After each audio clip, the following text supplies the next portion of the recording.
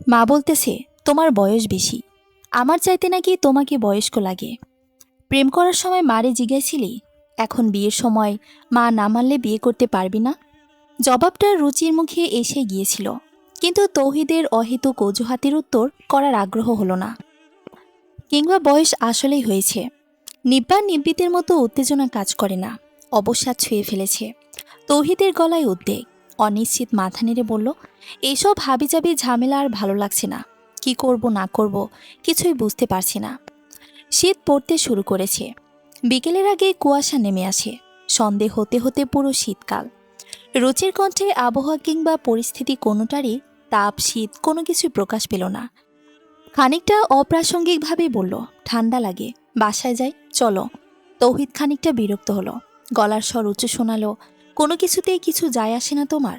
আমি একটা বড় সমস্যায় আছি, মায়ের সাথে যুদ্ধ করে তো লাভ নেই। Ultimately she will be the winner. অন্ধকারে তৌহিদের মুখ দেখা না গেলেও রুচি কিছুক্ষণ তাকিয়ে থাকলো ওর দিকে। মৃদুগলায় অপরাধী ভঙ্গিতে বলল, 9টা 5টা অফিস করে আর কিছু ভালো লাগে না আসলে, মাথায় কোনো চাপ নিতে পারি না। আচ্ছা, ফুচকাটা খেয়ে যাও। অ্যাসিডিটি ফর্ম করে বলে আজকাল এসব টকঝাল ছেড়ে দিয়েছি। তাহলে চা খাও, আদা দিয়ে সুন্দর করে রং চা করে এরা, আমি কালকেই খেয়েছি। আচ্ছা, চাই ভালো। মামা, চিনি দিয়েন না, কালো জিরে মশলা লেবু কিছু দিয়েন না, শুধু আদা আর হালকা লিকার দিয়ে লাল চা দেন একটা। রুচি নিজেই অর্ডার করলো। তৌহিদ ভ্রুকুচকে তাকালো রুচির দিকে। রুচির হঠাৎ মনে পড়ল, দোকানিকে উদ্দেশ্য করে বলল, আর একটা দিয়েন, অল্প চিনি দিয়ে। কথা আর বাড়ল না। রুচিকে বাসায় পৌঁছে দিয়ে তৌহিদ চলে গেল। অন্ধকারে কিছুক্ষণ দাঁড়িয়ে থাকলো রুচি। গলার কাছে কিছু একটা ডেলা বাঁধতে চাইছে, সেটাকে ঝেড়ে ফেলতে ফেলতে সিঁড়ির ধাপে পা বাড়ালো। দোতলায় ওই কয়েকটা সিঁড়ি ভাঙতে আজকে লম্বা সময় লেগে গেল ওর। ড্রয়িং রুমে টিভিতে অনুরাগের ছোঁয়া নাটক চলছে। মঈন কাগজের ঠোঙ্গা উঁচু করে ধরল। বাসস্টপের পাশে দোকানটা নতুন বসেছে। চুলার উপর থেকে নামিয়ে নিয়ে এসলাম আপু, ফুলকপি আর আলুর সিঙ্গারা, বোম্বাই মরিচ আর ধনেপাতা মেশানো, টেস্ট বাড ব্লাস্ট করবে পুরাই। তোরা খা, আমি গোসল করব। গোসল করে আয়, একসাথে না খেলে এই জিনিসের মজা নেই। রুলি ওকে দিল, আপু তুই কি শ্যাম্পু করবি আজকে? কেন? সময় বেশি লাগলে দুধ চা বানাবো, গরুর দুধের চা সেই হবে। তুই শ্যাম্পু করে আসলে দেরি হবে, ততক্ষণে দুধ জাল করে ঘন করব। আর তড়িঘড়ি করে আসলে ডিপ্লোমা মেশাবো। দুধ নষ্ট করলে আম্মু রাগ করবে। ½ কেজি তো এক্সট্রাই হয়েছে, কালকে দুধ দেয়নি বলে দুধওয়ালা আজকে 2 দিনের দুধ একসাথে দিয়ে গেছে, 1 কেজি পুরো। এক্সট্রা নিলি কেন? কালকে দেয়নি। মাস শেষে হিসাব থেকে 50 টাকা কম হতো বিল। রুলি মুখ বেজার করল, আপু তুই তো পুরো আম্মু হয়ে যাচ্ছিস। রুচি থতমত খেয়ে গেল, আসলে কি বুড়ো হয়ে গেছি ও। মাথায় পানি ঢেলে গোসলের আয়নার সামনে খানিকক্ষণ দাঁড়িয়ে থাকলো। এই তো কয়েকদিন আগেও এক ঢাল কালো চলছিল, এখন গোছে পাতলা হয়ে গেছে। কত শ্যাম্পু বদলে বললেও চুল পড়াটা আটকানো যায়নি। বয়সটাকেও না, প্রায় 31 এখন। চোখের কোণে বয়সের ছাপ পড়তে শুরু করেছে, চামড়ার লাবণ্য কমে রুক্ষ হয়েছে। ঠোঁটের কমনীয় গোলাপিয়া ভাই কালচে ভাব প্রকাশ পেতে শুরু করেছে। অনেক মেয়ে আছে যারা 30 পার করেও দিব্যি টলটলে স্নিগ্ধ। ভেজা চুলে তলে জড়িয়ে মায়ের কাছে এসে বসল। ইতস্ত করে বলল, আম্মু শান্তি খালা যে প্রপোজাল এনেছিল, আমার আপত্তি নেই, তোমরা কথা বাড়াতে পারো। খুব লজ্জা করলো বলতে, বলেই চলে আসছিল রুচি। জাকিয়া ডাকলেন, বললেন, শান্তির প্রস্তাব আনছে তোর জন্য না, রুলির জন্য। রুচি তাকিয়ে থাকলো মায়ের দিকে। জাকিয়া বললেন, তোর জন্য তো কথা বলাই ছেড়ে দিয়েছি কয় বছর, তুই তো তৌহিদরে ছাড়া বিয়ে করবি না। আমরা তো বাধা দেই নাই। বেকার ছেলেরে মেয়ে দিতে তোর বাপের শুরুতে নাড়া ছিল, তারপরে তো মেনেই নিল মানুষটা। কত করে বললাম কাবিনটা করে রাখি, চাকরি হলে তুলে নেবে, তাতেও রাজি হলি না। আমি তো বলি তোর বিয়ের টেনশনেই তোর বাপে মরল। মানুষটা ঠিকই জানতো তৌহিদ শেষ পর্যন্ত বিয়েটা করবে না। দীর্ঘশ্বাস ছাড়লেন জাকিয়া। পরলোকগত স্বামীর কথা মনে পড়ে গেল। তখন রুচির বয়স কম ছিল, দেখতেও সুন্দরী। তাদের 3 সন্তানের মধ্যে সবচেয়ে মেধাবীও রুচি। মাস্টার্স করতে করতে কোনোরকম ধরাধরি ছাড়াই নিজের যোগ্যতায় টেলিকম কোম্পানিতে ভালো বেতনের চাকরি জুটিয়ে ফেলল। কত ভালো ভালো পাত্রের সন্ধানে নিয়ে মেয়েকে রাজি করাতে চেষ্টা করতেন ওর বাবা, কিন্তু রুচিকে কিছুতেই টলানো যায়নি। কঠিন সংকল্প ছিল ওর। জাকিয়া বিড়বিড় করলেন, যেদিন শুনেছি ওর বিসিএসি হয়ে গেছে সেদিন থেকেই ইয়ার নফসি পড়তেছি। কেমন করে যেন জানতামই আজকের দিন দেখা লাগবে, এজন্যই অবাক হয় নাই। তোর বিয়ে আটকায় রাখছে এত বছর, যেই না চাকরি হয়েছে অমনি কচি মেয়ে বিয়ে করার শখ জাগছে।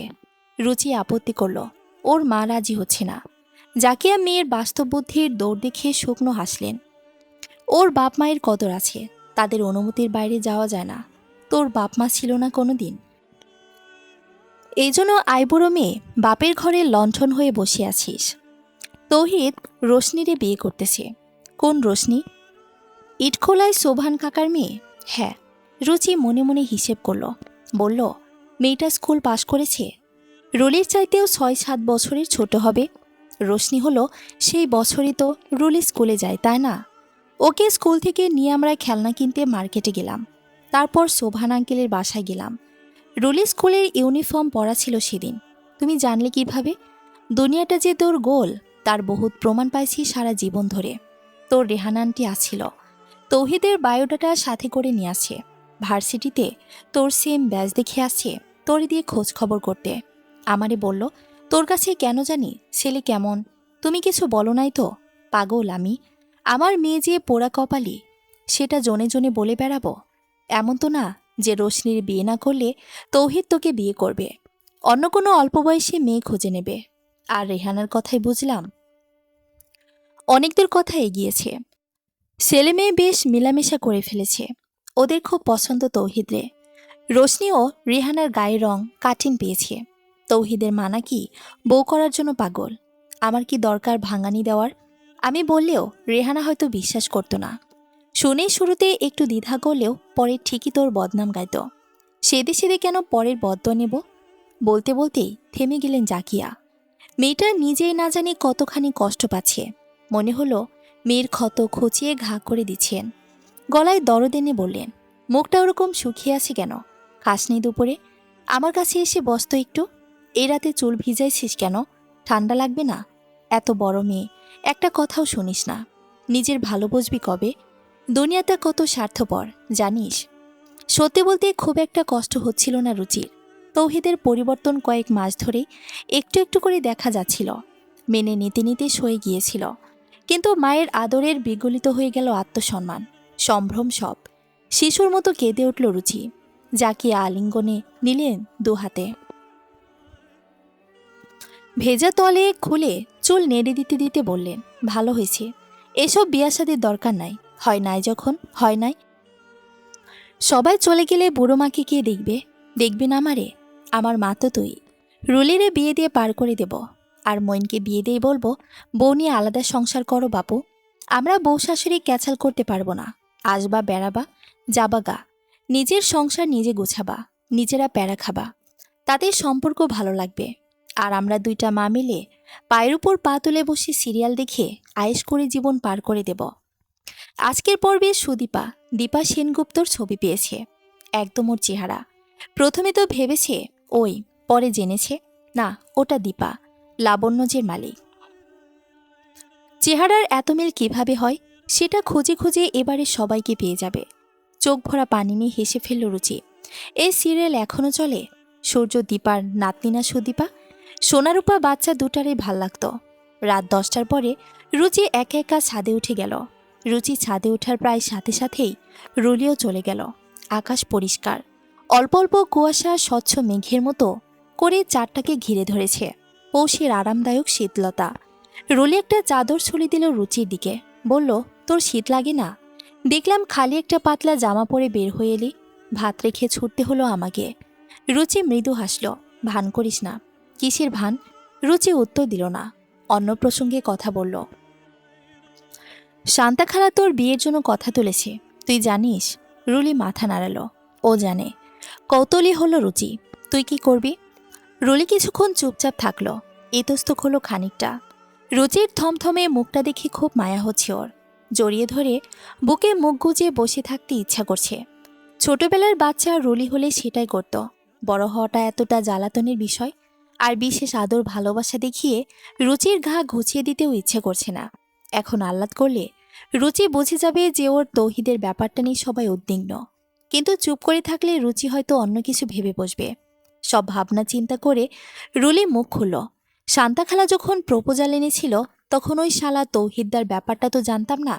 ভেবেছিলাম তোর বিয়ে তো ফিক্সডই, এখন আমার বিয়েটাই স্বাভাবিক। রুলির চোখ মুখ শক্ত হয়ে গেছে, চোখে জগদ্দল ঘৃণা ঠিকরে বের হতে চাইছে। সেদিকে তাকিয়ে রুচি হাসবার চেষ্টা করলো। থাক, গালাগাল করিস না, ও হয়তো আসলে বিয়েটা ডিজার্ভ করে। কয়েক বছর টানা পরিশ্রম করেছে, কত অপমান, গালাগাল, গঞ্জনা শুনেও ফোকাসড ছিল। আমি তো দেখেছি সব। রুলি কাঁধ নাচালো। করতে পারে, আমারও না সেটাই মনে হয়। সে অনেক ভালো কাউকে ডিজার্ভ করে। সে মেয়ে সব দিক থেকে তোর চাইতে বেটার হবে, মেবি মহারানী কোনো। অ্যাকচুয়ালি ওই ভূত্যাটা কোনো মহারানীকে ডিজার্ভ করে। হার ম্যাজেস্টি দ্য কুইন ক্যামিলা ওরকম বেজিমার্কা মহিলাও ডিজার্ভ করে। আমার আপুকে কিভাবেও পাবে? তুই পৃথিবীর সবচেয়ে সুইট মেয়েটা। অনেকক্ষণ ধরে বোনকে জড়িয়ে ধরার ইচ্ছে প্রকট হচ্ছিল। শক্ত করে চেপে ধরল রুচিকে। রুচি হেসে ফেলল। সর, জড়াজড়ি ভালো লাগে না। রুলি ছেড়ে দিল না সহসা। রুচি অন্য কথা বলল। সেসব না, আমি প্রাসঙ্গিক না এখানে। তুই এত সহজে বিয়েতে রাজি হয়ে গেলি নাহিয়ানের সাথে। রুচিকে বক্তব্য শেষ করতে দিল না রুলি। কথার মাঝখানে বলল, আমি ওর জন্য অপেক্ষা করব না আপু। রুচি তৌহিদের জন্য অপেক্ষা করে ভুল করেছে সেটা বলতে চাইল না রুলি, কিন্তু রুচি বুঝে গেল। ও মাথা নাড়ল। সেটা না শুধু, তোর অনার্সটা শেষ হয়নি এখনো, বয়সও 23 মোটে। এখনই বিয়ে করাটা আমার পছন্দ হচ্ছে না। আমিও এখনই বিয়ে করতে চাই না। শ্বশুরবাড়ি গিয়ে পড়াশোনা কন্টিনিউ করাটা হলো সোনার পাথর বাটি। সবাই শুনেছে শুধু, কেউ দেখেনি কোনোদিন ওই বস্তু। তবে শান্তা খালা যার কথা বলেছে ওই ছেলেটা নাকি খুবই ভালো। আম্মু বলেছে কথাবার্তা বললেই তো বিয়ে হয়ে যায় না। লাখ কথা হতে সময় তো লাগেই। তবে এখন পরিস্থিতি খানিকটা বদলে গেছে। তোর বিয়ের আগে তো আমি বিয়ে করব না। রুচি রুলির আলিঙ্গনের বাঁধন ছাড়িয়ে নিল। অদূরে তাকিয়ে রইল। দূরদিগন্তে আকাশের দেখা পাওয়ার মেলা ভার। সূর্য ভবনগুলো কঠিন মুখ প্রহরীর মতো সতর্ক হয়ে দাঁড়িয়ে আছে। ওদের মতো শক্ত কংক্রিটের গলায় বলল, বাসায় যা রুলি, আমি কিছুক্ষণ একা থাকি। আর আম্মুকে বলিস ভয় না পেতে। আমি কিশোরী না, আমাকে পাহারা দিতে হবে না। রুলি তবুও মিনিট খানেক দাঁড়িয়ে থাকল। রুচির হাত ধরে বলল, আমিও সব ভাবিনি আপু। রুলি নেমে গেলে রুচি মোবাইলের ফটো গ্যালারিতে খুলল। অনেক ছবি আছে তৌহিদের সাথে ওর। কিছু ছবি রুচির একার হলেও তুলে দিয়েছে তৌহিদ। প্রতিটি ফটোর সাথেই কিছু না কিছু স্মৃতি আছে। বাছাই করতে গিয়ে বিরক্ত হয়ে গ্যালারির সব ছবি ডিলিট করে দিল। ফেসবুকে ঢুকে তৌহিদকে ব্লক করতে গিয়ে মনে হলো ছেলে মানুষই হয়ে যাবে, তাই অ্যাকাউন্ট ডিঅ্যাক্টিভ করে দিল। ছাদে আসার সময় একটা শপিং ব্যাগ সাথে করে এনেছিল। ব্যাগ থেকে তৌহিদের দেওয়া চিঠি, ছবি, অনেকগুলো কার্ড বের করলো। সেই প্রথম চিঠিটা। তৌহিদের হাতের লেখা সুন্দর, বাংলাটাও খুব সুন্দর আসে ওর। এসএমএসের যোগে ও ছোট ছোট চিঠি লিখত রুচিকে, সম্বোধন করত প্রিয় সুরুচি লিখে। প্রথম চিঠিটা খুব মজার ছিল। প্রথমে তো রুচি ভেবেছিল খুব সিরিয়াস ধরনের পড়াশোনার কথাবার্তা। প্রিয় সুরুচি, সায়েন্স রিলি ইয়োর্স এর আদে অর্থ জানো? আগে বলি, শব্দ দুটো কিন্তু ল্যাটিন অরিজিন। ল্যাটিনে সায়েন্সিরা অর্থ উইদাউট অক্স, বাংলা করলে মোমবিহীন। অর্থ এতে মোম নেই বা খাত নেই। মোম আর খাতকে সমার্থক একদমই না। এটাও ভীষণ মজার তথ্য। আমরা মনে করি যে আগেকার দিনের লোকেরা খুব সৎ ছিল। আদতে সেটা সত্য নয়। তারা কেউ কেউ ঠক ছিল, সোচ্চার ছিল। ভাস্কররা পাথর ঠুকিয়ে যেসব ভাস্কর্য বানাতো, অনেক সময় সেসবের ত্রুটি দেখা যেত। ছোট কোনো ফাটল বা গর্ত, কখনো অসাবধানে কোনো অংশ ভেঙে যেত। সেসব ত্রুটি ধামাচাপা দিয়ে লুকিয়ে রাখার জন্য তারা প্রথমে মোম গলিয়ে ছিদ্রতে ভরাট করতেন। তারপর সেই মোমের উপর আবার পাথরের গুঁড়ো বা ধুলো দিয়ে চেপে দিতেন। এতে করে ত্রুটি আর ধরা যেত না। নিরেট পাথরের মূর্তি মনে হতো এগুলোকে, কেউ বুঝতে পারত না। এজন্য ওই সময়ে ওই কাজকে ধোঁকাবাজি হিসেবে ধরা হতো, কোথাও কোথাও অপরাধ। তখন এই সিনসিয়ার শব্দর বন্ধে প্রয়োগ শুরু হয়। যে ভাস্কর্যগুলোতে মোমের কারসাজি করা হয়নি সেগুলোকে খাঁটি আর শতভাগ ত্রুটিহীন ধরা হতো, অর্থাৎ অর্থাৎ সিনসিয়ারলি। তারপর একসময় অনুভূতির প্রকাশেও এই শব্দ দুটির ব্যবহার শুরু হলো। ত্রুটিহীন, একান্ত এবং সৎ সমর্পণকে উপমান দেওয়া হলো সায়েন্স রিলি ইয়োর্স। বাংলায় তর্জমা করলে এমন হয়, আমি একান্তই তোমার, শতভাগ তোমার, কিংবা আমার সমর্পণে কোনো খাদ নেই। তৌহিদ সায়েন্স রিলি ইয়োর্স, ওটা যে প্রপোজাল ছিল সেটা বুঝতে অনেকটা সময় লেগে গিয়েছিল রুচির। বুঝতে পেরে সে কি বুক কাঁপাকাঁপি, গলা শুকিয়ে যাওয়া। সেই মুহূর্তটার নার্ভাসনেসটুকু যত্নে তুলে রেখে দিয়েছিল চিঠিটাকেও। ভাজে ভাজে জীর্ণ হয়ে এসে কাগজটা, আর বহুল ব্যবহারে তৌহিদের সেই একান্ত সিনসিয়ারিটিও মলিন হয়েছে। ব্যাগে একটা লাইটারও এনেছে ও। লাইটারের আগুনের উপর ধরল কাগজটাকে। কয়েক সেকেন্ড সময় নিল ওটা পড়ে ছাই হতে। সবগুলোই পড়ল একে একে। যে যাওয়ার সে যাই, কোনো শর্তে তাকে ধরে রাখা যায় না। ধরে রাখার বৃথা চেষ্টা করতে আত্মসম্মানে লাগে। মর্যাদাবোধ ধুলোয় লুটিয়ে দিলেও তাকে ধরে রাখা যায় না। তাই অহেতুকে চেষ্টাটুকু করার আগ্রহ নেই রুচির। যে যাবার সে যাবে, আগে ভাগেই তাকে ছেড়ে দেওয়ার এই প্রয়াস রুচিকে ভেতর থেকে ভেঙে চুরে দিতে থাকল। কান্না পেল খুব। আগুনের শিখা সামনে নিয়ে নিঃশব্দে কেঁপে কেঁপে কাঁদল। ব্যথার বোধ খানিকটা হালকা হলো। বুকের ক্ষরণ কমল কিছুটা। বুক ভরে নিঃশ্বাস নিলেও আদনান অনেকক্ষণ থেকে খেয়াল করছিল রুচিকে। ওকে ছাদের কিনারায় দাঁড়াতে দেখে চমকে গেল। কি করবে বুঝে উঠতে না পেরে জোরে চেঁচালো, এই এই! বিকট চিৎকার শুনে পেছনে ফেলল রুচি। আদনানকে ক্ষিপ্র বেগে ছুটে আসতে দেখল। ততস্ত্র হয়ে বলল, কি হয়েছে? কি সমস্যা? লাভ দেবেন না প্লিজ। সুসাইড করার মধ্যে কোনো বাহাদুরি নেই, সমস্যার সমাধানও নেই। আপনার মা আছে, ভাই বোন আছে, তাদের কথা ভাবেন প্লিজ। রুচি অত্যন্ত বিরক্ত হলো। আজব, আমি কি লাভ দিতে চাইছি এটা আপনাকে কে বলল? আদনানও ভীষণ অবাক হলো। সোজা হয়ে রুচির চোখে চোখ রাখল। সন্দিহান গলায় বলল, আপনি সুসাইড অ্যাটেম্প্ট করেননি? না। কিসে এমন মনে হলো আপনার? আপনি কাঁদলেন, ছবি চিঠি পড়ালেন, আরও খানিকক্ষণ কাঁদলেন, তারপর না উঠে এলেন ছাদের কিনারায়। এরপরের সিকোয়েন্স তো অবভিয়াস। এবারে আপনি ঝাঁপ দেবেন। আপনি এতক্ষণ ধরে আমাকে নজরে রেখেছেন। কই, আমি তো দেখলাম না আপনাকে। আমি আপনার আগে থেকে ছাদে ছিলাম, যদিও আপনার প্রাইভেসি নষ্ট করার আমার উদ্দেশ্য ছিল না। আমি নেমে যেতেই চেয়েছিলাম, কিন্তু ইনার্মি বলছিল আপনি একটা বিপদ ঘটানোর তালে আছেন। রিলিও সেটাই ভেবে আমাকে পাহারা দিতে এসেছিল। আপনাকে আলাদা করে দোষ দেব না। রুচির কণ্ঠে কৌতূহল টের পেয়ে ছেলেটা বলল, আমি আদনান, 3 তলায় থাকি, আপনাদের বরাবর উপরে। আপনি চেনেন না আমাকে, আমি কিন্তু আপনাকে দেখি। আপনি লালের মধ্যে কালো লিপস্টিক লাগান, হিন্দি সিরিয়ালের ইভিল ভ্যাম্পরদের মতো লাগে। রুচির খুব মজা লাগলো, হেসে ফেলেও। মেরুন বলে ওটাকে, হোয়াট এভার, টকটকে রং, চোখে লাগে, আর পড়বেন না। আদনানের বলার ভঙ্গিতে অধিকার বোধ। রুচি ঠিক সুরটা বুঝে উঠতে পারল না। ব্রেকআপ বা ডিভোর্সের পরে মেয়েদের আশেপাশে এরকম অধিকারপ্রবণ শুভাকাঙ্ক্ষীরা গুনগুনিয়ে ওঠে। রুচি পাশ কাটিয়ে চলে আসবে বলে বিদায় নিল। আমার বাসায় মনে হয় সবাই আপনার মতো ভুল চিন্তায় পড়ে গিয়েছে। আপনি থাকেন, আমি আসি। আপনি না, তুমি। আমি অনেক ছোট হব আপনার থেকে। আপনার ভাই মঈন আমার ব্যাচমেট। ও, ভালো থাকো আদনান। তবে তুমি যেভাবে হেরে গলায় চিৎকার করেছিলে, অমন করো না আর। ভয় পেও, কেউ ঝাঁপ দিয়ে বসতে পারে। ঠিক আছে, শুভরাত্রি। তৌহিদ অফিস থেকে ফিরে মায়ের জেরার মুখে বলল। তাহমিনা বেশ সুর করে বললেন, রোশনির বাবা আর অপেক্ষা করতে চাচ্ছে না কিন্তু। তৌহিদের ভ্রু কুঁচকে গেল। কৌতূহলী হয়ে বলল, অপেক্ষা করতে চাইছে না মানে কি? তার মেয়ের বয়স কত? বয়স যাই হোক, সে যদি মেয়ে না রাখতে চায়, আমাদের আর কি করার আছে? আমাদের তো আগানো উচিত, দিন তারিখ নিয়ে বসা উচিত। দুই পরিবারের বিয়ের কথা জোরে সোরে চলছে, কথা হচ্ছে, উপহার আদান প্রদান হচ্ছে। এর ভেতর মেয়ে রাখবে না, এ কথার অর্থ তৌহিদ বুঝতে পারল না। তাকিয়ে থাকল। তাহমিনা বললেন, বিয়ের আসর থেকে কত বিয়ে ভেঙে যায়। বিয়ে না হওয়া পর্যন্ত মেয়ের লোকেরা ভয়ে ভয়ে থাকে সব সময়। কথা হয়ে বিয়ে না করালে বদনাম তো মেয়েরই। আর তাদের মেয়ে তো ওই একটাই। রোশনি তো আর ভাই বোন নেই, এক মেয়ে, এক মেয়ে জামাই। আমি এই মাসে দিন দিতে যাই। তৌহিদ একটু ইতস্ত করল।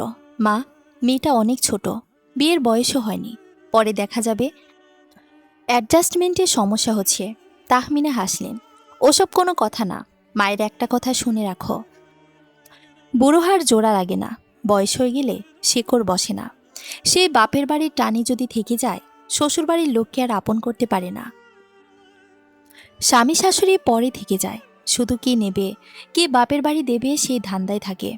আর কম বয়স হলে সুবিধা হলো এদের এখনও চোখ ফোটেনি, দুনিয়াদারি বোঝে না, চালাক চতুর না, শিখিয়ে পড়িয়ে নিজের মতো গড়ে পিঠে নেওয়া যায়। স্বামীকে মানে গনে কথা শোনে, সেম অ্যাজের ফ্যাশন চলে এখন। সেসব সংসার টেকে? একটাও টেকে না। তাহমিনা মুখ ভেঙচালেন। স্বামী হয় বন্ধু? মান দেওয়া না, কিছু না। তা থাক না, বন্ধুই থাক। মানা করছে কে? আজ তো বুঝবি না, বুঝবি পরে। মাঝে ভালো চায়, ভালোর জন্যই পেটের ছেলের শত্রু হয়, সেসব বুঝবি ঠিকই। তৌহিদ আর কথা বাড়ালো না। তাহমিনার সব কথাই রুচিকে উদ্দেশ্য করে বলা।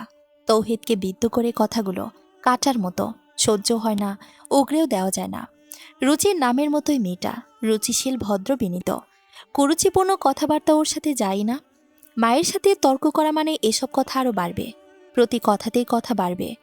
রুচির নামে আরও কতগুলো কুৎসা গিলতে হবে। তার সাথেই ভালো চুপচাপ মেনে নেওয়া। মাকে তো আর বাদ দেওয়া যায় না, মাকে কষ্ট দেওয়াও যায় না। খুব অল্প বয়সে বিধবা হয়ে 2 সন্তান নিয়ে অকুল পাথারে পড়েছিলেন তাহমিনা। তখন নানা জায়গা থেকে বিয়ের প্রস্তাব আসত। ছোট বাচ্চাদের মুখের দিকে তাকিয়ে নিজের জীবন উৎসর্গ করেছেন তিনি। না খেয়ে বাচ্চাদের খাইয়েছেন, উন্নত পড়াশোনা করিয়ে যোগ্য বানিয়েছেন। এখন বিনিময় দেওয়া পালা সন্তানদের। ছোট ভাই তৌফিক প্রেম করে বিয়ে করে বউ নিয়ে আলাদা থাকে। তৌহিদের চাকরি ছিল না বলে বিয়ে করতে পারছিল না। ওর জন্য ছোট জনের বিয়েও আটকে ছিল।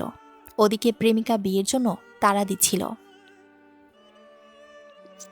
উপায়ন্তর না দেখে ও মায়ের অমতেই বিয়ে করে ফেলেছে। তাহমিনার পুত্র আর পুত্রবধূকে ঘরে উঠতে দেননি। তৌহিদও যদি একই কাজ করে তবে তাহমিনা বাঁচবেন কিভাবে? তৌহিদের মন দ্বিধায় ভাগ হয়ে আছে। একদিকে রুচি, প্রথম প্রেম, অন্যদিকে রোশনি, মায়ের পছন্দ।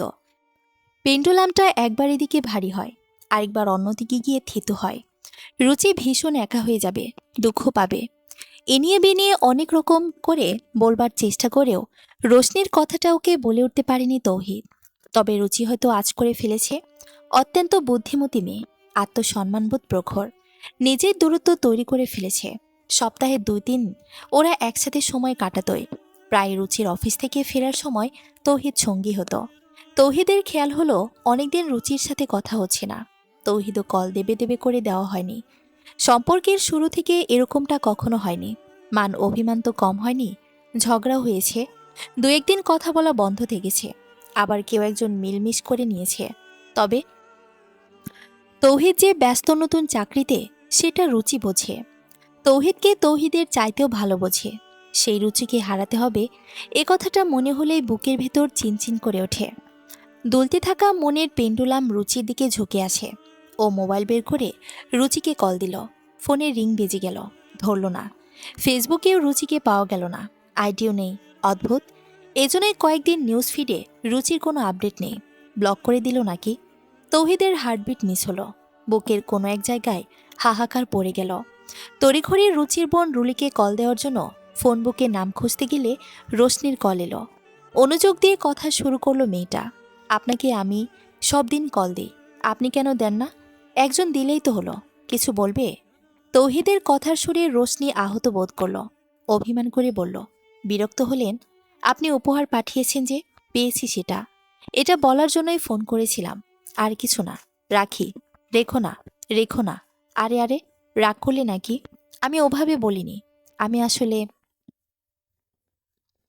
বন্ধুরা প্রায় ঠাট্টা করে বলে, রুচির সাথে শুধু বেড শেয়ার করা হয়নি, তাছাড়া স্বামী স্ত্রীর মধ্যে যেসব সম্পর্ক থাকে তার সবটাই রুচি আর তৌহিদ। অনেকদিনের সম্পর্কের পরে রুচির সাথে অভ্যস্ত কথা ছাড়া আর কিছু বলার থাকে না।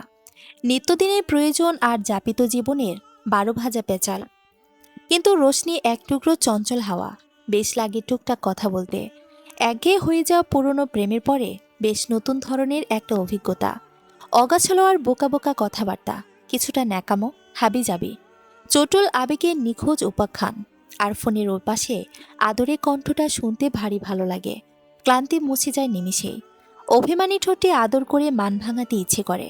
সেই আদর খানিকটা গলায় এনে বলল, তোমার প্রিয় চকলেট পাঠিয়েছি, এরপরেও কি রাগ করবে? আমি আসলে তোমাদের জেনারেশনকে ঠিক বুঝে উঠতে পারি না। কিসে রাগ করো, কিসে খুশি হও, আমাকে একটু শিখিয়ে দিতে তো পারো। রোশনি খিলখিল করে হাসল। কিছু না, শুধু আমার সব কথা শুনতে হবে। এক্ষুনি প্রমিস করেন, যা বলবো সব শুনবেন? শুনবো তো, প্রমিস। কিন্তু তুমি তো শুনলে না। কোনটা শুনিনি? হ্যাঁ, এই যে বিয়ের আগে আপনার সাথে কথা বলা একেবারেই মানা, তবুও চুপি চুপি ফোন করি না, সারাদিন মিসড কল দিই, মেসেজ দিই, স্ন্যাপ পাঠাই। তুমি তো লক্ষ্মী মেয়ে, কিন্তু আপনি করে বলছো যে এখনো, এটা তো শুনলে না। রোশনি লজ্জা পায়, লাজুকতা হয়ে বলে, তুমি করে বলবো তো, যেদিন বিয়ে হবে সেদিন থেকে। এখন বলো, শুনতে ইচ্ছে করছে। রোশনি মুখ চাপা দিয়ে হাসে, দুষ্টুমি করে বলে, কত বড় আপনি। আমার একটা ভাবি আছে, চাচাতো ভাইয়ের বউ, খুব দুষ্টুমি করে। জানেন কি বলে? কি বলে? বলে, তোর বউ তো বুড়ো রে রোশনি। ইয়ার কি করে বলে, আমি জানি। আমাকে খোঁচায়, কিন্তু আমার রাগ লাগে শুনতে। আমিও বলে দিয়েছি, বুড়ো বরে ভালো, বউকে বেশি ভালোবাসবে, তাই না বলেন? তৌহিদের দ্বিধাটুকু কেটে যেতে থাকে। দুলদুল দুলে দুলে দুলুনিটা রোশনিতে এসে স্থির হয়। মনের আয়নায় রুচি মুছে যেতে থাকে। বিহবল হয়, ফিসফিস করে বলে, তাহলে তুমি করে বলো। তৌহিদের ভাবাবেগে রোশনিও আপ্লুত হয়। জড়ানো গলায় রিন রিন করে বলে, আমার লজ্জা করে, মুখে আসে না তো, চেষ্টা করি হয় না। এমন করলে কিন্তু কঠিন শাস্তি পাবে। শাস্তির কথা শুনে রোশনি একটুও ভয় পেল না, হাসিতে ভরিয়ে জানতে চাইল, কি শাস্তি? তৌহিদ কথায় অপ্ট, কিন্তু সাহস বাড়ে, কিংবা দুঃসাহসী হতে ভারী ভালো লাগে। ওর সংকোচ হঠাৎ করে লাগামহীন হয়ে যায়। ঠোঁটের জড়তা কাটিয়ে বলে ওঠে, বুকের মধ্যে চেপে ধরে রেখে দেব, এত শক্ত করে রাখবো, শত চেষ্টাতেও দূরে যেতে পারবে না। রোশনির কান লাল হয়ে গেল, ঠোঁট উল্টে বলল, ইস, আপনি কেমন নির্লজ্জ। যান, আর কথা বলবো না আমি। না বলে দেখো, কি করবেন? তুলে নিয়ে আসবো না? যত অবাধ্য হবে তত তাড়াতাড়ি আমার ঘরে নিয়ে আসবো। বাসায় ডেট ফিক্সড হচ্ছে জানো। এলোমেলো কথোপকথন দীর্ঘ হতে লাগলো। রুলিকে কল দিয়ে রুচির সংবাদ নেওয়ার ইচ্ছেটা চাপা পড়ে গেল। রুচির কথা বেমালুন ভুলে গেল তৌহিদ। গুলশানের একটি অভিজাত রেস্তোরাঁ। রুচি হেলে দুলে এলো। আসবার আগে পার্লার হয়ে এসেছে। পার্লারে সাজবার সময় সামান্য গিল্ট ফিল হচ্ছিল, তবে অফিসে ব্যস্ত দিন পার করে যে আলোথালো অবস্থা থাকে, তাতে করে নিজের কাছে নিজেকে প্রেজেন্টেবল লাগে না। যে কেউ হোক না কেন, প্রথম দেখাটা একটু পরিপাটি হওয়াটাই সৌজন্যতা, তাতে নিজেকে পণ্য মনে হওয়ার কিছু নেই। রুচি আস্থা ফিরে পেল। সাধারণত এই সময়ে মেয়েরা ভেঙে পড়ে। সঙ্গী যখন অন্য কাউকে গুরুত্ব দেয়, নিজেকে অযোগ্য মনে করতে শুরু করে। রুচি ব্যতিক্রম। ওর দুঃখবোধ হয়েছে, কিন্তু নিজেকে তুচ্ছ মনে হয়নি। সাময়িকভাবে বয়স, চেহারার বয়সী ছাপ একটু দুর্বল করে দিয়েছিল, কিন্তু ও বিশ্বাস করে প্রতিটি বয়সেরই একটা সৌন্দর্য আছে, সেটা উপভোগ করাই শ্রেয়। আর স্বনির্ভর মেয়েরা সব বয়সে সুন্দর। একপাশে স্মৃতি করে রাখা চুলগুলোর মধ্যে হাত চালিয়ে পেছনে পাঠিয়ে দিল সেগুলোকে। রেস্টুরেন্টের ঝকঝকে আলোর মাঝখানে ওকে আরও আত্মবিশ্বাসী দেখালো। নির্দিষ্ট টেবিলের সামনে এসে চমৎকৃত হলো। ভদ্রলোক একটা ফুলের বুকের সামনে নিয়ে বসে আছেন না বলে ধ্যানমগ্ন হয়ে আছেন বলাটা যথার্থ। চোখ বুজে আছেন। মেরুদণ্ড চিতিয়ে বসে দুই হাতটা বুকের ওপর বেঁধে রেখেছেন। বসবার ভঙ্গিটা চমৎকার, বিনীত কিন্তু দৃঢ়, বয়সে রুচির কাছাকাছি। বায়োডাটাতে 41 লেখা ছিল। বয়স অনুপাতে দেহের গঠন দারুণ, স্বাস্থ্যবান, কিন্তু মেধহীন ঝরঝরে শরীর। উজ্জ্বল শ্যামলা ত্বকে দোহারা গড়ন, মুখটা চারকোনা ধরনের, চল বেশ স্পষ্ট। চোখের ওপর সোনালি রিমের চশমা বেশ মানিয়েছে। ভদ্রলোকের বুকেতে মোড়ানো কাগজের ফাঁক দিয়ে উকি দিচ্ছে তরতাজা লিলি। সেদিকে চোখ রেখে রুচি সহাস্যে বলল, মাহবুব রব্বানি, আমি শাহিনা ইসলাম, সবাই রুচি ডাকে। মাহমুদ তাকালো সাথে সাথে, বদান্যতা দেখাতে উঠে দাঁড়ালো। সাবধানে হাসি খেলে গেল ঠোঁটের কোনায়। বলল, হ্যাঁ প্লিজ। বসবার চেয়ারটাকে নির্দেশ করলেও রুচি বসতে বসতে বলল, খুব বেশি অপেক্ষা করায়নি তো? না না না, আপনি একদম ঠিক সময়ে এসেছেন। আমি আগে এসে গিয়েছি, আসলে আমার বদভ্যাস সেটা, আগে গিয়ে বসে থাকি। আপনি ভালো আছেন? অফিস থেকে এলেন বুঝি? হ্যাঁ, মাঝখানে পার্লারে গিয়েছিলাম। তার উপর করার নির্দেশ ছিল সেজেগুজে আসতে হবে, তবে সেজেছি আমি আমার নিজের জন্য। আমার ভালো লাগছিল নিজেকে প্যাম্পার করতে। অনেকদিন নিজেকে নিয়ে ভাবিনি, নিজেকে এক্সপ্লোর করার বাকি আছে অনেক কিছু। আমি কি পছন্দ করি, আমার কি ভালো লাগে, সেসবই যেন জানি না। এখন থেকে মনে হয় ভাবব। রুচি বিষণ্ণ হলো, ওর গলার ব্যথা বাজল। চুপচাপ হয়ে গেল দুজনেই। মাহমুদ নীরবতা ভেঙে বলল, আপনি তো কর্পোরেটে আছেন। হ্যাঁ, অ্যাসিস্ট্যান্ট ম্যানেজার। Customer experience. দিনভর মানুষের সমস্যা শুনি, তাদের কত অভিযোগ থাকে। আমারই যেন শুধু কোনো অভিযোগ নেই। মাহমুদকে না, রুচি যেন অন্য কাউকে নালিশ জানাচ্ছে। মাহমুদের চেনা লাগলো সুরটা। নিজেও একই পথ পাড়ি দিয়ে যাচ্ছে। বলল, আমারও তাই। লোকজনের সমস্যা মেটায়, নিজেরটা জমা থাকে। কেউ জানতেও চায় না, বলিও না। রুচি সম্বিত পেল, আই অ্যাম সরি, আমি অন্যমনস্ক হয়ে গিয়েছিলাম। বাই দ্য ওয়ে, কি নেবেন আপনি? অনেকক্ষণ ধরে দুটো মেনু কার্ড দুজনের হাতে। দুজনেই জানে খাবারটা এখানে বাহুল্য, তাই অর্ডার করেনি কেউ। রুচির কথায় মাহমুদ একটা কফি চেয়ে নিল। রুচিও তাই। কফির গ্লাসে চুমুক দিয়ে মাহমুদ বলল, রুচি, আমার ব্যাপারে সবই আপনাকে বলা হয়েছে সম্ভবত। তারপরও আমি নিজেই জানাতে চাই, আমি ডিভোর্সি। সেটা কি আপনি জানেন? রুচি মাথা নাড়ল। ও জানে। শান্তান্টি এই সম্বন্ধটা এনেছেন। জাকিয়া সান্ত্বনা দিতে বলেছিলেন বিয়ের দরকার নেই, কিন্তু কোমর বেঁধে লেগে পড়েছেন। রুচির কেন যেন মনে হচ্ছে সম্পর্কটা আর এগোবে না, একটা ওয়ান টাইম মিটিং হিসেবেই থেকে যাবে। তাই আর কৌতূহল বাড়ালো না ও। লোকের ব্যক্তিগত জীবন সম্পর্কে ওর আগ্রহ নেই। মাহমুদি নিজের থেকে বলল, একটা বছর আমি খুব জঘন্য দাম্পত্যের ভেতর দিয়ে গিয়েছি। এতটা বাজে এক্সপিরিয়েন্স যে দ্বিতীয়বার আবার বিয়েতে আপত্তি ছিল। তবে সময় গড়িয়েছে, আর আমি নিজের জীবনের ব্যাপ্তি নিয়ে ভাবতে শিখেছি। এখন আর কাউকে দোষ দিই না। মনে করি আমি হয়তো ঠিক মানুষটাই ছিলাম না। এবার বলুন, আমার দিক থেকে আপনার এক্সপেকটেশন কি? রুচি চোখ নামিয়ে নিল। প্রথম পরিচয়ে সব লোকেই ভালো দিকটাই প্রকাশ করে, অন্ধকার রয়ে যায় পরবর্তী আবিষ্কারের জন্য। তবে মাহমুদকে সৎ মনে হচ্ছে। রাস্তার মাঝখানে রেখে পালিয়ে যাবে না হয়তো। তাতে রুচির কি? তার সাথে তো দ্বিতীয়বার আর দেখা হচ্ছে না। মাহমুদ বলল, শান্তা আন্টির কাছে আপনার সম্পর্কে সবই শুনেছি। আপনি স্মার্ট, স্বাধীনচেতা, দায়িত্বশীল। বাবার অবর্তমানে ভাই বোনের অভিভাবক হয়ে বিয়ে করেনি, এটা আমার সবচেয়ে বেশি ভালো লেগেছে। রুচির ফোন সাইলেন্ট করা। ডিসপ্লেতে তৌহিদের নাম ভেসে উঠল। কয়েকবার কল এসেছে। অফিস টাইমে তৌহিদ কখনোই কল দেয় না। আজকেও ছুটির পর থেকে লাগাতার কল ঢুকছে। রুচি মোবাইলটাকে পার্সের ভেতর ঢুকিয়ে রাখল। নড়ে চড়ে সোজা হয়ে বসল। বলল, মাহমুদ সাহেব, ওটাও সত্যি, কিন্তু সম্পূর্ণ সত্যি না। সময় নিল রুচি। থেমে থেমে বলল, আমার রিসেন্টলি ব্রেকআপ হয়েছে। 10 বছরের চেনা জানা, 8 বছরের প্রেম ছিল আমাদের। It was no less than a marital relationship. ওর জন্য অপেক্ষা করতে করতে বিয়ে করা হয়ে ওঠেনি। ভেবেছিলাম বিয়ে ওকেই করব, অন্য কিছু ভাবা হয়নি। আমিও এক্স সম্পর্কে নেতিবাচক কিছু বলবো না। তবে শেষ পর্যন্ত বিয়েটা যে হয়নি, সেটা ওর দিক থেকে আগ্রহে ভাটা পড়ে গিয়েছে বলে। অনেকটা পথ পাড়ি দিয়ে ফিরেলাম যেন অযথায়। বলতে বলতেই উঠে দাঁড়ালো রুচি। দুহাত জোর করে বলল, আই অ্যাম সরি মাহমুদ সাহেব, আমার খুব বড় ভুল হয়ে গেছে। আমার মনে হচ্ছে আমি এখনও মুভ অন করতে পারিনি। Still I love him. Officially ব্রেকআপও করিনি। ওদিকটা বন্ধ না করে অন্য কারোর জন্য দরজা খুলে দেওয়াটা আমার নিজের কাছে অফেন্সিভ লাগছে।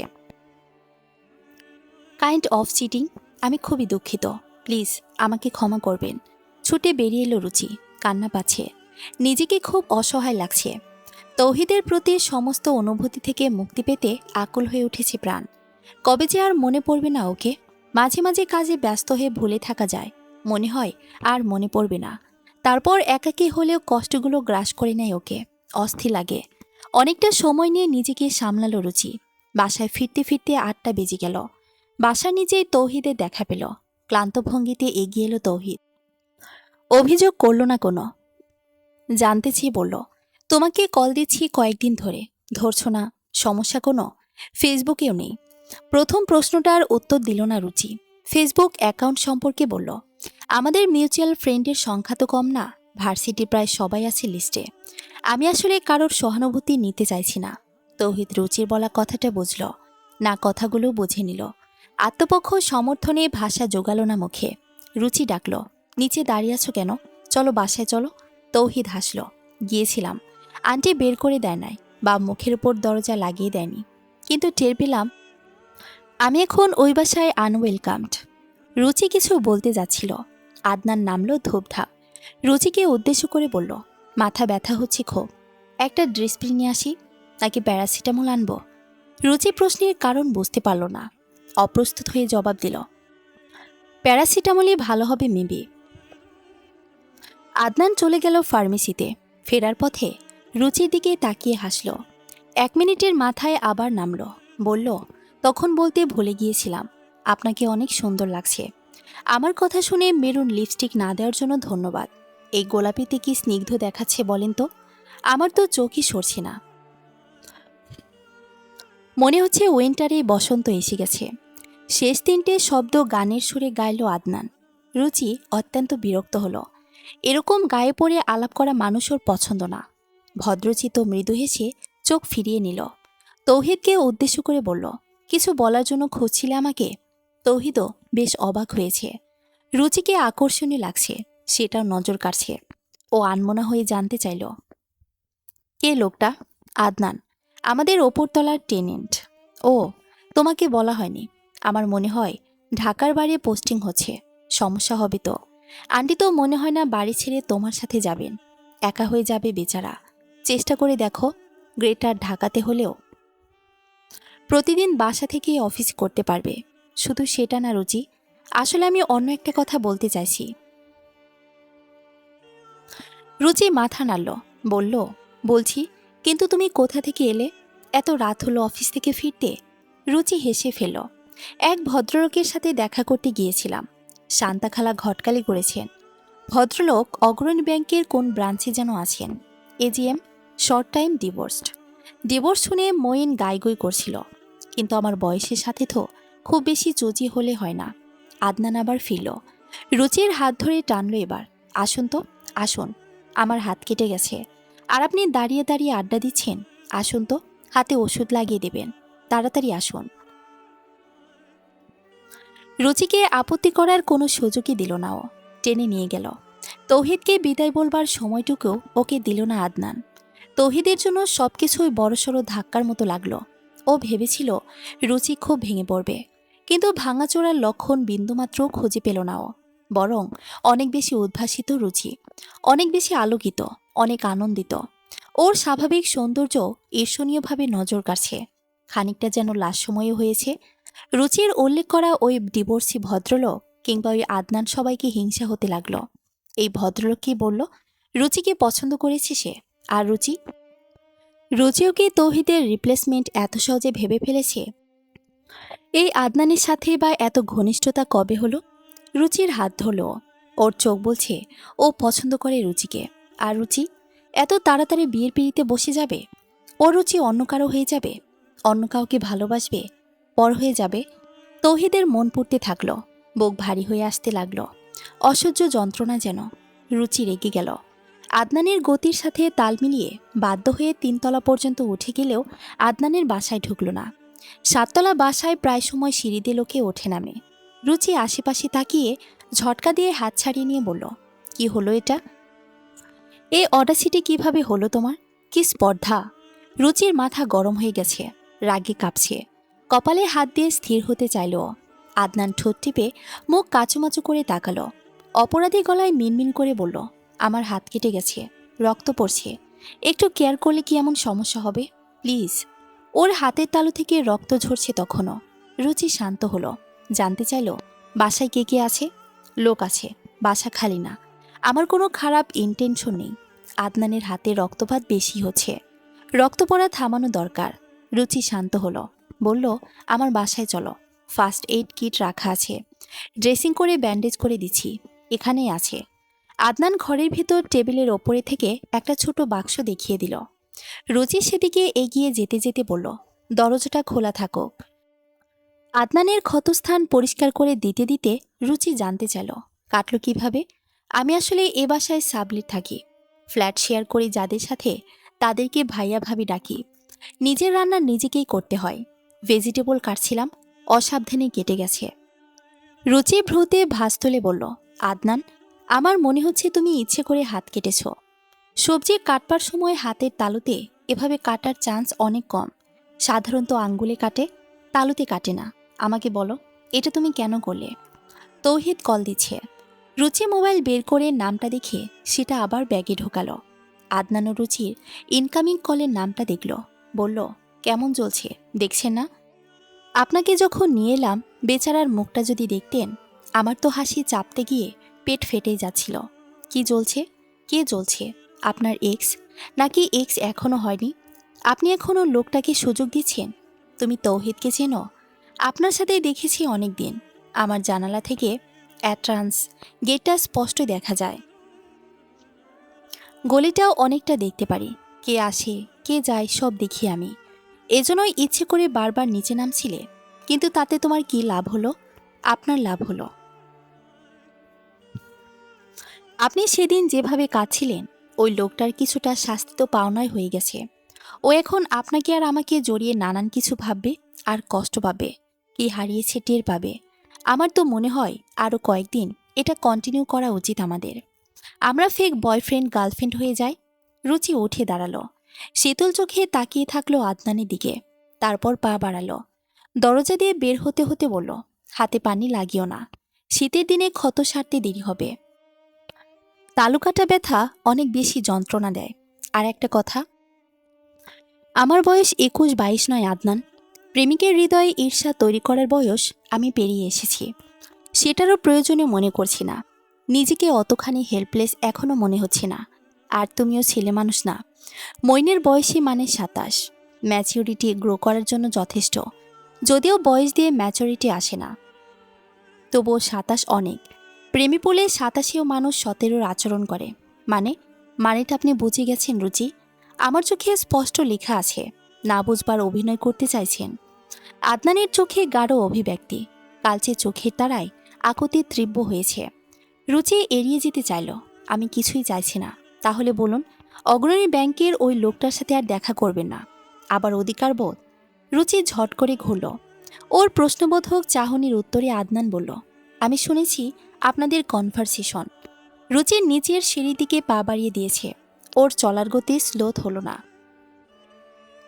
তৌহিদ বিমর্ষ মুখে বাড়ি ফিরেছে। বাসায় ঢুকে তাহমিনার মোবাইলের কথোপকথন শুনতে পেল। কোনো একজনকে রোশনি আর তৌহিদ কতটা মানানসই জুটি সে সম্পর্কে ধারণা দিচ্ছেন।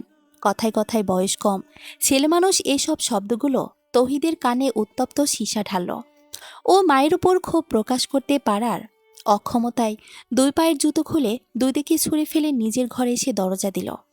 কিছুক্ষণ পরে রুচির নম্বর থেকে কল এলো। এখনও সুরুচি লিখে সেভ করা। ফোন ধরে তৌহিদ চিৎকার করল, এতক্ষণে আমার জন্য তোমার সময় হলো? এতক্ষণে মনে পড়ল আমাকে রাস্তার উপর দাঁড় করে রেখে হারিয়ে গিয়েছ? এতক্ষণে মনে হলো আমি অপেক্ষায় আছি আমার সাথে? রুচিও কে কথা শেষ করতে দিল না। নিচু গলায় বলল, গোসল করলাম, এজন্যই সময় লাগলো। বলো। তৌহিদের গলার স্বর আরও উঁচু হলো। বলো মানে কি?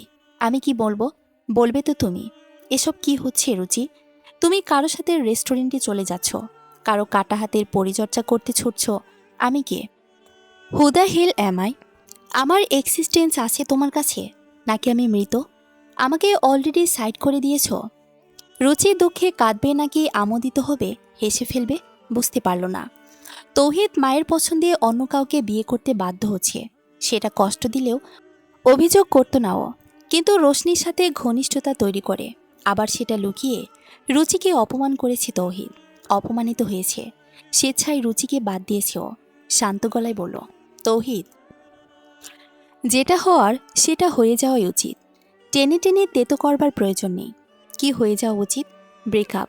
আমাদের ব্রেকআপটা তাহলে তুমি ইনিশিয়েট করছো, স্বীকার করছো, প্রতারণা করেছো আমার সাথে, একই সাথে অন্য কারোর সাথে সম্পর্কে গিয়েছো।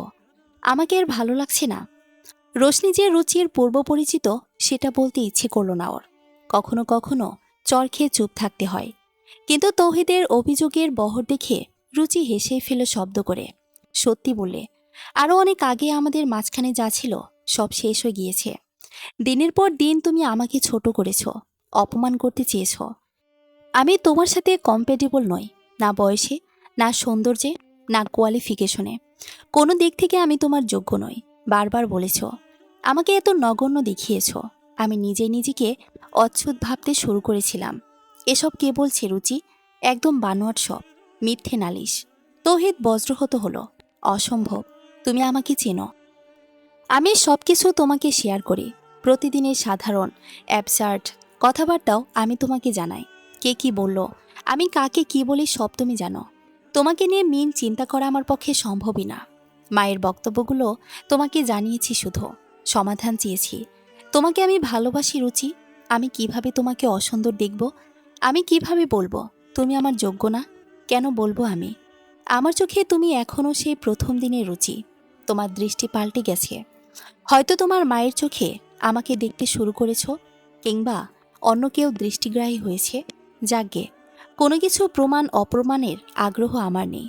আমার মনে হয় একে অন্যকে আসামি বানিয়ে কাঠগড়ায় না তুলে আমরা এখানেই শেষ করি।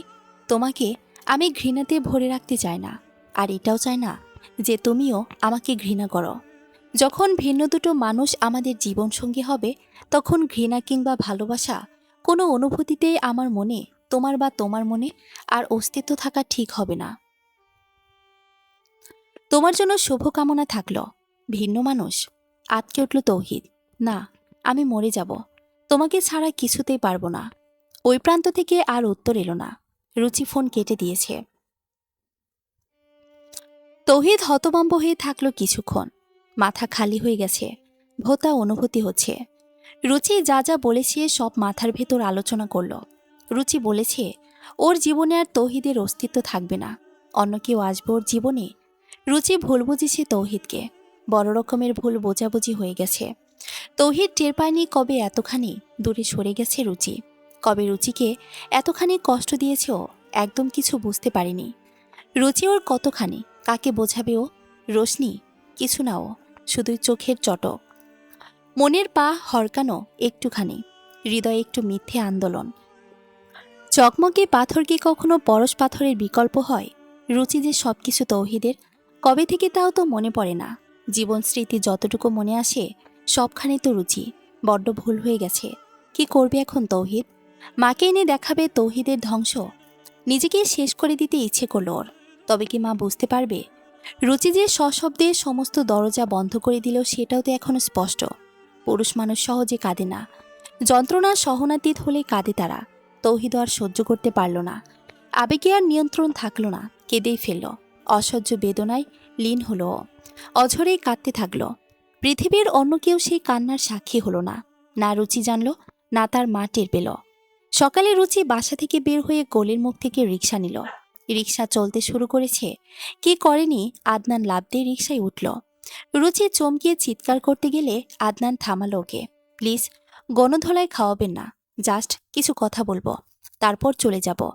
রুচি ক্ষিপ্ত গলায় বলল, তোমার মনে হচ্ছে না এটা হ্যারাসমেন্ট? না, মনে হচ্ছে না। আমি শুধু চাইছি আমার সম্পর্কে আপনাদের জানাতে। আমাকে না জানলে, না চিনলে রিজেক্ট কিভাবে করবেন? একটু শোনেন প্লিজ।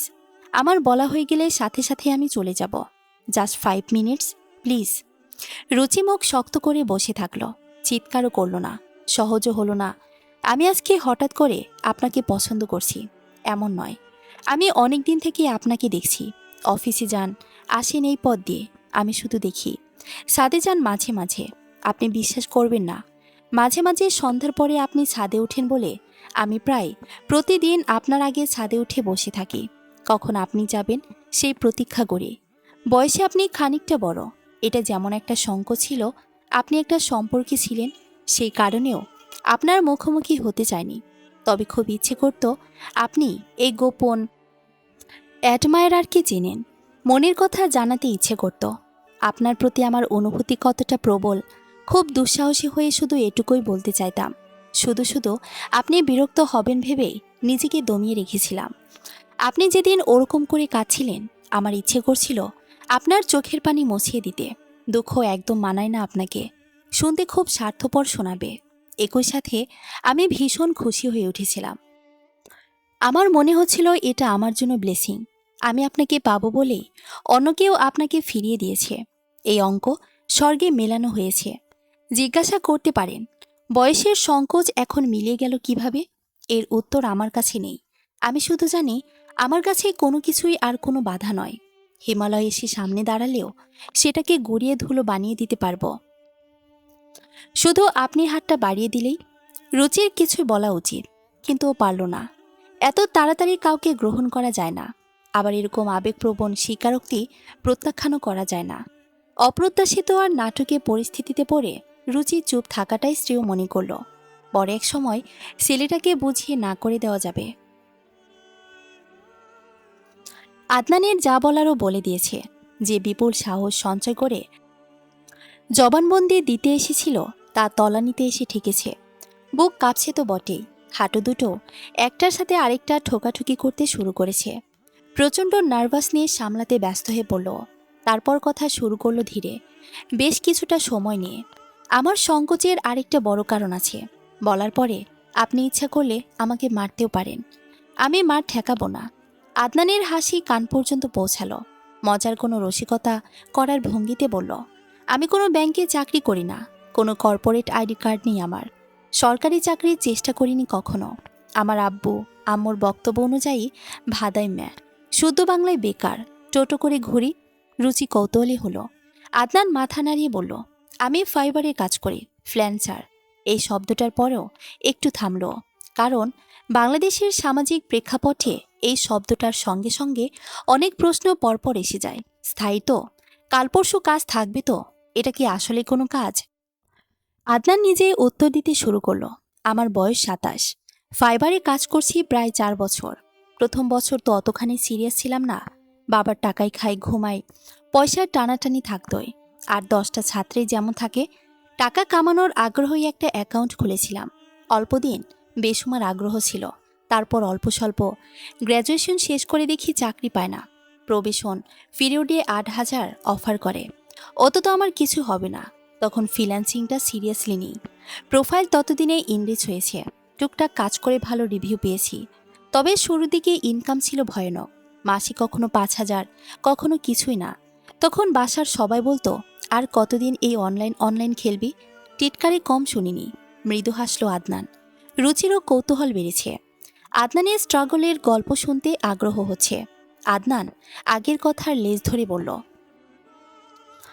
কিন্তু ধীরে ধীরে একটা জায়গায় দাঁড়িয়েছিল। আমি মূলত content writing and brand story লিখি, বিদেশি ক্লায়েন্ট সব। এখন গড়ে মাসে 50-60-এর মতো আসে।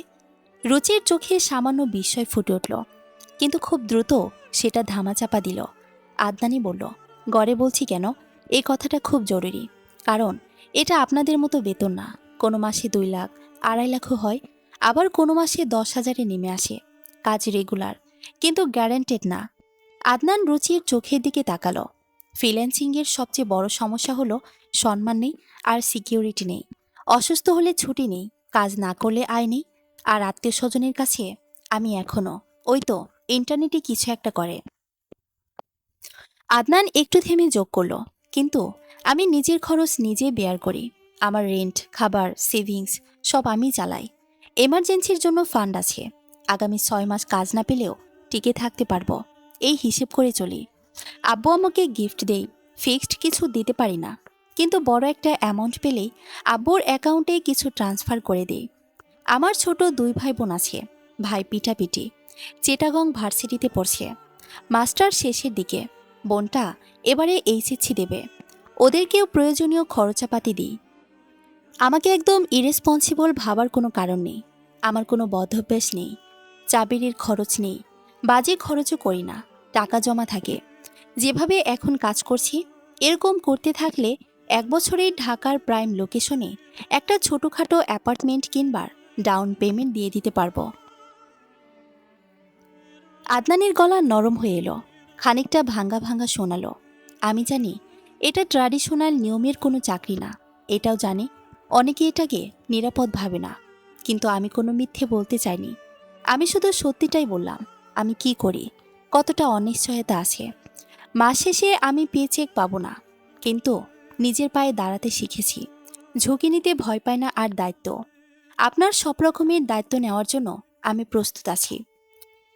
রোদ ওঠেনি আজ, হুট করে তাপমাত্রা নেমে গেছে। শীত পুরো মাত্রায় এসে পড়েছে মনে হচ্ছে। আদনানের গায়ে হুডি, মাথাটা ঢেকে নিল সেটা দিয়ে। 2 হাত ঘষে গরম করার চেষ্টা করতে করতে বলল, যতটা শীতে কাহিল হচ্ছি তার চাইতে ভয়ে বেশি নাজিহাল। রুচি জানতে চাইল, কিসের ভয়? রিজেক্ট হব সেই ভয়। You exist just outside my reach. আমি কাঁপছি রীতিমতো। একটা গান গাই? রুচির অনুমতির অপেক্ষায় থাকল না ও। দরাজ গলায় গিয়ে উঠল, দেনো তোমারে মালাখানি, বাউলের এই মনটারে, ভিতর বাহিরে অন্তরে অন্তরে আছো তুমি হৃদয় জুড়ে। গান শেষ করে রিকশাওয়ালাকে থামতে বলল আদনান। আমি এখানেই নেমে যাচ্ছি। আপনার সামনে আর কিছুক্ষণ থাকলে ফেইন্ট হতে যেতে পারি। টেনশনে জমে যাচ্ছি। বিদায় দিতে দিতে বলল, যদিও আমি জানি রেসপন্সটা নেগেটিভই হবে, তবুও একবার রেজাল্ট জানবার জন্য কল দেব। আপনার ফোন নম্বর আছে আমার কাছে, অনেকদিন আগেই কালেক্ট করেছি, কিন্তু সাহস করে কল দেইনি। একবার কল দিতে পারবো? রুচি উত্তর দিল না। আদনান রিকশা থেকে নেমে আরেকটু অপেক্ষা করল, একটু হেসে দিয়ে বলল, আমি কি এই নীরবতাকে সম্মতি ধরে নেব? রুচি চোখ সরিয়ে নিল। আদনান কাঁধ নাচালো। অবশ্য আপনি না বললেও আমি শুনব এমন লক্ষ্মী ছেলে আমি নই। আপনি হ্যাঁ বলেন বা না, কয়েকটা গালাগালো করতে পারেন, আমি কল করবই, আমার গর্জেই করব। আপনার গালাগাল শুনতে হলেও ফোন করব, রিসিভ করবেন প্লিজ। না হয় সত্যি সত্যি গালাগাল করে দিয়েন। বাপ মা 14 পুরুষ তুলে গালি দিয়েন। তবুও রুচি কিছু বলল না। শত কষ্টে থাকলেও পুরুষ মানুষকে অফিস যেতে হয়, কাজ করতে হয়, দায়িত্ব থেকে পালালে চলে না। নির্ঘুম রাত কাটলেও অফিসের জন্য ঠিক সময় মতো তৈরি হয়ে গেল তৌহিদ। ওকে নাস্তা দিতে দিতে তাহমিনা বললেন, কালকে নাকি রোশনি কল দিয়েছে, তুই কথা বলিসনি ওর সাথে? ওর বাবা কল দিয়েছিল তোকে, সেটাও ধরিসনি। আমার সাথে কি কথা? যা বলার তোমার সাথে বললেই তো হলো। ডিসিশনের কর্তা তো তুমি। তুমি মায়ের দায়িত্ব পালন করেছ, বাবার কর্তব্য করেছ। এখন জবাবই দিতে পারো। যা বলবে তুমি তাই হবে। আমাকে কিছু জিজ্ঞাসা করার দরকার নেই, তুমি বলে দিও যা বলার। তাহমিনার মাথা গরম হয়ে গেল সাথে সাথে। চিৎকার করে বলে উঠলেন, এসব কান পড়া কি ওই বড়িমাগি দিয়েছে? মায়ের বিরুদ্ধে বিষ ঢালছে ছেলের কানে। এখন ওর আঁচল ধরা হয়ে আছিস? তা যা, তুইও ভাইয়ের পথ ধর, মাকে ত্যাগ কর। আমি মরলে কি আর বাঁচলে কি? জান কয়লা করে তোদেরকে মানুষ করেছি, এটাই তো তার প্রাপ্য। ফেলে চলে যেতাম, রাস্তায় পড়ে থাকতি, কলি হতি, আর বাইদানি বিয়ে করতি, সেটাই তোদের জন্য ভালো ছিল। তৌহিদ আর উত্তর করল না। এখন মাকে কিছু বলা মানে আরও তেতে উঠবে, আরও খিস্তি করবে রুচির নাম ধরে। হাত জোর করে বলল, রুচির নামে আর কিছু বলো না মা, তোমার পায়ে ধরি। ও নিজেই সরে গেছে, আমাকে স্পষ্ট জানিয়ে দিয়েছে আমাকে আর কোনো প্রয়োজন নেই ওর। ঢং, সব ঢং। ঠিক আছে, মুখ ঘোরালেই তুই পেছন পেছন কুত্তার মতো দৌড়াবে। ভং সব। বড় মাছ খেলিয়ে তোলার বুদ্ধি, এই 72 বুড়ি কত ছলাকলায় জানে রে। এজন্যই রোশনির সাথে কথা বলা বন্ধ বুঝি? ঠিক তাই, আমার পেটের ছেলে, আমি তোকে চিনি না? এখনই ছুটবি ওই বুড়িটার পেছনে। মাপ চাই তোমার কাছে মা, আমাকে মাফ করতে পারো? এখনই রোশনিকে কল দিয়ে নাক খত দিয়ে দেব। খুশি? তাহমিনা মুখ ঘুরিয়ে নিলেন। তৌহিদ অফিসে যেতে যেতে রোশনিকে কল দিল। রোশনি ঘুম ঘুম গলায় বলল, রাতে কল দিয়েছিলাম, রিসিভ করেনি, ব্যাকও করেনি। সন্ধ্যায় শাড়ি পরে ছবি দিলাম, একটা কমপ্লিমেন্ট তো দেননি, কিছু বলেননি। সিন করেছেন কিন্তু ভান করেছেন দেখেননি। তৌহিদ রেগেছিল, বিরক্ত হয়ে গেল সহজে। বলল, এইটুকুতেই এত রাগ? মাকেও নালিশ করে ফেলেছ। এখন এতবার কল দিয়ে যাচ্ছি, ধরছ না। শোনেন মিস্টার, মাকে আমি নালিশ করিনি, উনি ফোন করে জিজ্ঞাসা করেছিলেন আপনার সাথে কথা হয়েছে কিনা, প্রতিদিন কথা বলে কিনা। তখন বলেছি আর রাগ করব না। করব তো।